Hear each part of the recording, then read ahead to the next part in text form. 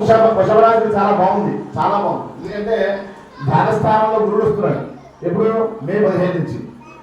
శని రాజయోగకారకుడు వృషభరాశి, వృషభ లగ్నానికి కానీ తులా లగ్నానికి కానీ రాజయోగకారకుడు. అలాగే వీళ్ళు జాయింట్ వ్యాపారాలు చేయకూడదు, బద్ధకం తగ్గించుకోవాలి.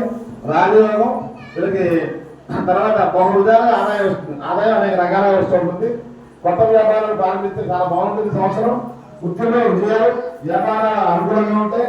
తీర్థయాత్రలు బాగా చేస్తారు, ప్రయాణాలు బాగా లాభిస్తాయి. వృషభరాశి అప్పులను చేయకపోతాయి, ఆరోగ్యం బాగుంటుంది. కొత్త ఆస్తులు కొడతారు, పూర్వం ఆస్తులు పెరుగుతుంది, విశేషంగా గౌరవం ఉంటుంది. అక్టోబర్లో తీర్థయాత్రలు చేస్తారు. సినిమాల ఆర్థిక ఉంటుంది, కొత్త ఆలోచనలు అన్ని కూడా బాగుంటాయి, దీర్ఘంగా మరిగిపోతాయి. ఆకస్మికంగా ధనలాభం వస్తుంది. అలాగే విదేశయానం, 10లో రామకుమార్ కనుక విదేశయానం చేసే అవకాశం ఉంది. విద్యార్థులు విదేశాలకు వెళ్ళి ప్రయత్నం చేస్తే ఖచ్చితంగా అవుతుంది. వ్యవసాయదారులకు 2వ పంట బాగా పండుతుంది.